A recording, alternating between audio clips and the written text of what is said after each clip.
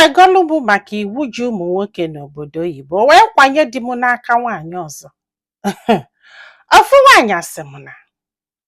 ihe anya chọrọ ịkọrọ anyị kịta bụ ka ndị mmadụ wee mụta ife na ya, especially ụmụ nwaanyị ndị na-eje obodo oyibo. Ọ sị m nne na di nụrụ ya wee hapụ ya wee jebe obodo oyibo na di gụrụ akwụkwọ wee lụọ nnọọ Chukwu wee gọzie enyi wee nweta ezigbo ọrụ wee na-alụ ọrụ wee kpọgote nyanwa wee bịa na famụlụ ụmụnna bụ na Naija bifo di wee jebe obodo oyibo. Nya wee lụkwa obodo oyibo wee lụọ wee mụkwa ofu nwa. Ọ sị m ọkwana ya jesizie ọlụ bata ya nọ na fon die eje na-esi nri osisi enyi ọsa afele na di emere enyi izizi mee enyi ịbụọ ya sị na ihe a ga-abụzi ọlụ ya. After all, na ụmụ nwoke na enwere nwoke na nwaanyị n'obodo na ya bidogodu ya saa mbọsị ụfọdụ ya hapụ ọsa mbọsị ụfọdụ ya nọgidezie fụ na ịsa afele na isi nri na aka ata dị anya alụ dị ụtọ ụmụaka ya na etu o si emetụ die n'obi abụrụ etu o si emetụ nyanwa ya agbazi anya nkịtị. Mgbe ụfọdụ ya gbasa ọlụ na ya ga-agba mbọ nata late bifo ya nata na di esigo nri saa afele na ya ma na nwoke a na-edi ihe anụnwa maka na ọ ma na iwu jie apụghị ya tago. Oge ọbụla na ya nọ na fon oge ọbụla na ya nọ na fon ọ sị m ka ihe a na-eme die na-edi ya ma na odidi ka ọ na-edi ọ na-alụ ọlụ oyibo jide ezigbo ego si ọkwana ya. Ọ sị m ihe a megide o wee bido gwabi okwu ya sị ya biko na ọ gbatara ya oru n'eziokwu n'obodo oyibo dị mma ya bụrụ na ya kpọta na ọ gbabanya wee sala afele sili nri gbogogbede na ya ma mmiri. Ọ sị m nne na ọ bụrụkwa na amụrụ ya wit silver spoon mba kama na ịmagolu na ya gbara nnọọ ife balia isi. Di wee si oke wee tinyebe akwụkwọ na Naija ka ọ kpọta nani ga-enyelefe aka. Akwụkwọ wee gaa ọfụma di wee kpọta nani. This girl wee bịa wee wụlụ star. My favorite star. She's a graduate yotago mana ọ sị na ọ chọọ ime masters ya maka na ife di ọfali ya bịa nọọ gbanite n'ihe a na-akwụ ndị na-eme nani n'obodo oyibo afọ ka di na-akwụ ya maka na fa ji ego. Ọ sị m those girl ụmụ ya amazi dị na ya nọ na this girl ka fama ọ ga-esi nri ọ ga-asacha ụlọ ọ ga-egbogo ima do very dedicated to her work. So kwani ahụ ọ sị bụ nne na ya mara na ọ bụrụ sọ mbọ ka this girl na-agba na ya mara na ọ na-agbakwu mbọ n'ebe di nọ na ọ na-etili di anya. Ọ sị m kwa mgbede die bọsị weekend ọbụla die ga-anọ n'ụlọ ọ sị ka fa jee work ịmagolo ka edugeli ụmụazị na paakị ịmagolo ụdị ife afọ fedulu ụmụaka pụba di esoli pụbanya nwa anọlụ sef hapụbanya adọ happy banye TikTok ịmagolo Facebook onye ju ebe afọ. Ọ sị m na ya mara na onwe ka a na-eme na ya mara na onwe ka a na-eme na enwekwa ike ịma ma fa na-abụ bido n'obodo oyibo wee kwụba na ife a nọzi bụ na one day di batasị a na ya chọrọ ị na Naija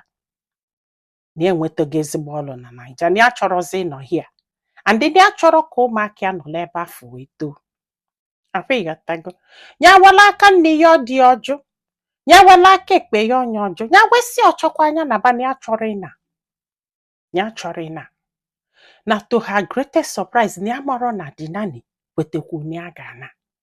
na uche ruru na ya until 2 weeks fa anaba ya maala na the girls na ọ ga-eso ha wee na ya sị enyi wee ọ nalụzie nọ na ije ọchụ onye ọzọ na uche ruru this girl na die na ụmụaka na-atọ ọnụnwa wee naba Naija ya sịfa na ya ma nna ya nọ n'obodo oyibo na-alụ ọlụ. Sị m nne na ngana kwulie ike na ya mọrọ m ọsọ ngana ka ya ga-akpọ ihe. In fact n'obodo oyibo balia isi fa wee nalụ etinye ụmụaka na skuul ụnụ amana nani inụnwa nọkwalụ na-eneta ụmụaka anya. Ụmụaka na-akwụdo eme isie maka gịnị na fa adịgo used to the girl. Akwa ifugo n'ihe a nọzikwala after 3-4 years nọ n'ikpeazụ ka a ga-agwa anyị etu a si wee nọbụna di wee nọgide wee jekwulu di nani wee sị ya na ya chọrọ ịnụ ya ka ọ na-agwa di nani wee bebe akwa di wee sị ya kedu ife ọ na-ebele akwa. Ọ sị ya what take you so long ọ sị na ife a bụ ife anọzi n'ikpeazụ ka a na-akọla anyị ha wee si etu wee makudo dị efe na-abụ wee bebe akwa digalụ wee si ya na ya batara n'ụlọ afọ wee fụdat na ọ bụrụ nwaanyị ka ị na-anụ andị n'ụdị nwoke dụka gị do just mbọ na mbọ niile nya na-agbasi aka nwa agbọghọbịa ọ dị aka ọya elu obodo oyibo ticha aka n'ike soro nwoke naba mba na ya fere ife a chọrọ mana ya nọ nnọọ patiently na-eche with all pleasure na ya ga-anụ ya asị m nne ọkwa ya ka fa kwekọrịta na fa ga-anụ onwe fa wee bido wee sebe ibọn gị o na ya ka amụrụkwa until di wee kpọọ ya wee sị ya na ya chọrọ ịnụ nwaanyị ya wee sị ya ka ị maka ihe ọ ka ihe o ji nwaanyị eme ọ na ya ka amụtarala ya nwa maka na di esi ya na ụmụaka na-ata ezuhugo maka na ife amụta nwoke na-abụ n'ofu nwaanyị ya wee sị ọkwa ọ sị na ya chọzi nwa kedu ife o ji nwaanyị eme o wee sị ya so na oche na ya bụ ewu ya ga-anọziela etu a na-echie mbọsị ọbụla ọ natala ọ bịa nyeli ibọn gị ya gba mmie like that na ya ga-anụ nwaanyị ọzọ nye ebe sịa si oke still n'obodo oyibo bụ ihe a na-akọ maka ya na ya chọọ dị na Naija jeme gịnị ikpamkpam mana mgbe a nụzịla ntị kwụsala ya bụ ka a jụzili di esi a kekwe na onye na-achị nọ o wee sị na ọnani ala wee gbụ ya ọ sị m nne nye were isi na-eje ije